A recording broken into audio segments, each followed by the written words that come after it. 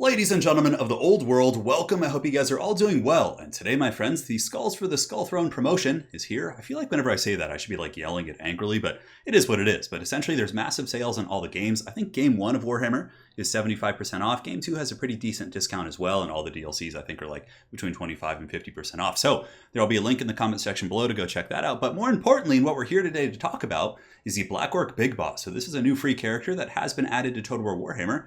And it's certainly very cool. It's an Orc hero character, and he's actually quite powerful. And let's go ahead and take a look at why.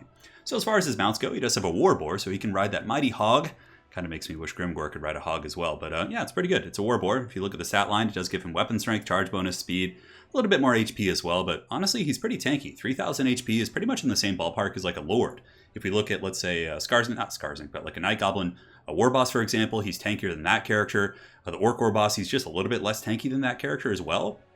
So honestly, the Black Orc Big Boss is going to be a linebacker. Certainly very tough to remove. Pretty good combat stats, 55, 55, 390.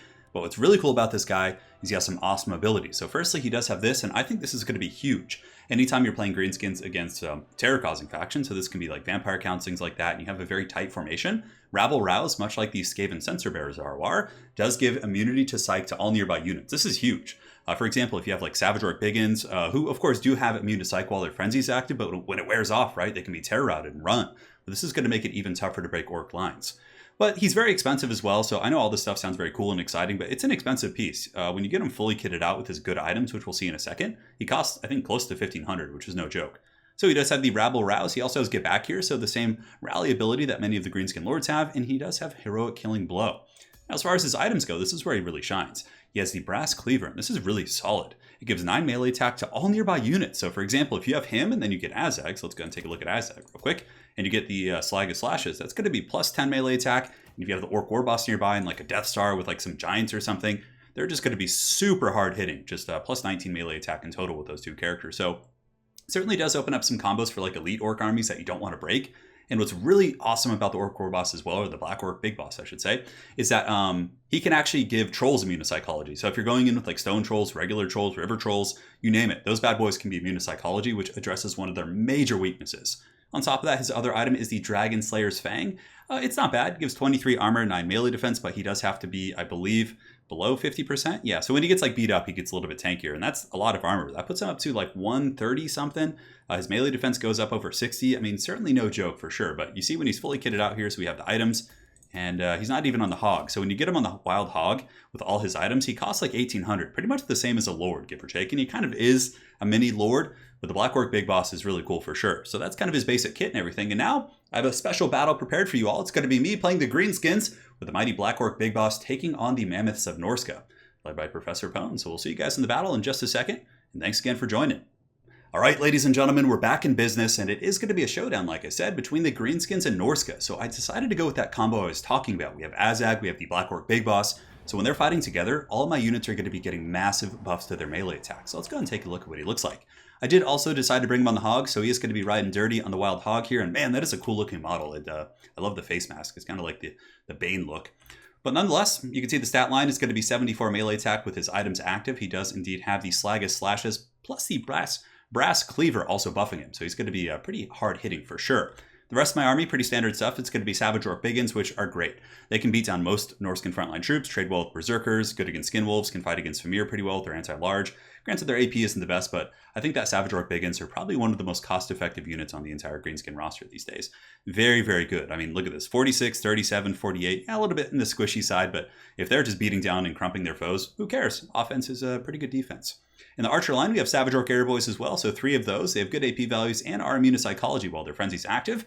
We have the Swamp Things as well, so these were kind of a meme-ish pick here, but honestly, they're not terrible. They do cause terror. They have an AoE debuff, which can't be bad against Norsca, right? Who's coming in with a lot of melee aggression.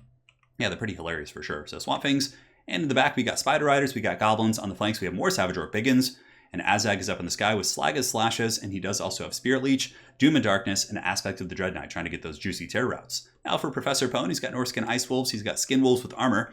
I think he's got 2 of those in total. So pretty much these, symmetrical flanks. Armored Skin Wolves, Norscan Ice Wolves, same thing here on the far side. And the Armored Skin Wolves are pretty good. Against Greenskins, Akka lines are much tougher to kill because Greenskin archers typically don't have good AP values. And if they're fighting Spider Riders, Wolf Riders, and some of the lower tier Greenskin Cav, they're going to be very tough to bring down. So he's got 2 of those. His whole front line is going to be Marauders, Marauder Champions, a big old Throg Daddy. So the Troll King coming in with his beaten stick, looking to hunt down Azag and the new Black Orc Big Boss. We do also have the Soul Crusher here for Pwn and a Firecaster. So let's get this show on the road, guys, and see if the Black Orc Big Boss, giving immune to Psych to all these nearby troops, is going to be really solid. So Fireball's coming in. Azag is going to do his best to Matrix this bad boy. And I do cut up at the last second, which I think is the reason we dodged it. A little bit hard to say, but we do dodge that attack, which is quite fortunate for Azag. He's not the tankiest of lads. On the flank, Pwn is coming in with the Norscan Ice Wolves here in the Moss of Savagery as well. And now Throg is going to be engaging in the front line. The Black Orc Big Boss here, going to be getting in position, giving immune to Psych to all these nearby troops, which is cool. Granted, they already have it while their Frenzy's active, but like I said, once they get beat up, and if you guys don't know this, let's go ahead and take a look. So the Black Orc, not Black Orcs, but the Savage Orc Biggins here do have immune to Psych based on their Frenzy, which if their leadership goes below 50%, they lose that, and they can be terror routed, which can be pretty catastrophic for sure. Anyways, just wanted to point that out real quick. So now my archers are going to be turning about face, shooting into Throg, and we do have a fight up in the hills. So Azag was able to come over here, and using his nice buff, the Azag's Ard Armor, the Spider Riders are now rocking 75 armor, 54 melee defense, and look at this, even the Savage Orcs who normally have 0 armor are up to, I believe, 30 armor, which isn't going to be bad, and on top of that, 47 melee defense, which again, addresses their one weakness. We were able to crump off those wolves very quickly. On top of that, the big old skin wolves are going to have huge problems, and honestly won't be able to get away because of the poison of these Spider Riders. Now the frontline fighting is underway. A couple Fanatics have been loosed into the lines, but it was a bit of a swing and a miss. And the Swamp Things have piled in as well. So the Swamp Things going to be clubbing some of these guys. Good AP values, a little bit of vomit, and the Odor as well certainly isn't useless. And now I kind of was keeping the Black Orc Big Boss in the back, just waiting to see where the Mammoth would go. Because I figured with his tankiness and the fact that he's not infantry, he would actually be pretty good at holding back a unit like the Soul Crusher. Burning Head coming in from Professor Pwn does tear down through my Savage Orc Air Boys. But in the front line, you can see the basic Marauders are getting crumped. Champions trading pretty evenly with the Biggins, despite a little bit of Norscan support. And now comes the Big Boss. So the Big Boss will be going in to fight the Mammoth, as the Mammoth has terror routed off my Savage Orc Biggins. I popped the Wah as well, send in some Spider Riders to try and muck him up, and currently the bounce power is pretty even. On the far side, we were able to push back those Armored Skin Wolves, and now the Black Orc Big Boss is finally going to be moving in here with Azag. Azag buffing up the melee attack of the Savage Orc Biggins plus the Wah bonus up to freaking 82. They're going to be absolute lawnmowers, but here comes the Duel of Duels. The Black Orc Big Boss charging in to meet the Mammoth. And on that Hog, he's got pretty good mass. You can see he takes that charge like a champ, and I don't think he even really took any damage. I mean, his defensive stats are really good. 55 melee defense against, 43 on the Soul Crusher. And he's getting pushed back, but he's kind of halting the Mammoth a little bit, kind of slowing its roll into my back lines and buying some time for my other troops. In the meantime, some of the Armored Skin Wolves do also get around my back line. They were able to kind of outflank me here in the trees, and they pull back, and the Black Orc Big Boss is giving immune to Psych to all these nearby troops. So normally, like in this situation, some of my archers here, once they get their leadership below 50, could be terror routing, right? But the Black Orc Big Boss is giving that kind of demagoguery ability, or the rabble rouser as it's called, and he's also getting in there with his big old beat stick and doing some huge damage. I'm certainly a big fan of this character so far. I think against like vampire counts or any of these shock damage type factions, he's going to make like Orc Boy lines and Goblin lines much more kind of durable here. Burning Head coming down the line against AP Glooney. Savage Orc Biggins are going to be charging in. Spirit Leech from Azag as well is going to be popped on the big old Mammoth. The Black Orc Big Boss is just kind of sitting here as like an anchored buffing piece. He does also have the rally ability, so he can buff up your troops and just give them base leadership buff as well. And we were able to break the Soul Crusher. So the Soul Crusher is broken, and now we have a big old pit fight. But look at the combined buffs. So these Savage Orcs currently aren't getting any other buffs from like Magic or the Wah, aside from these two characters, and their melee attack is 69, that's what she said. And it's still, I mean, that's so damn good, and they're really cutting through the Moss of Savagery, starting to get some good steady DPS here. My Orc Archer line has gotten back in business, and about to be attacked by some werewolves in this caster, but that's why I like Savage Orc Air Boys a lot. They can actually punch back. These boys, though, they're very squishy. I mean, 8 melee defense is, kind of zombie territory, so yeah, you gotta watch out. They don't really care about their own well-being. So the Wah is activated once again. Azag's Ard Armor as well is going to be giving melee defense and also some armor to this blob here. So the Savage Orcs are armored up, their melee attack is sauced, another Wah is active, and Azag has come out here to try and deal with the returning Soul Crusher.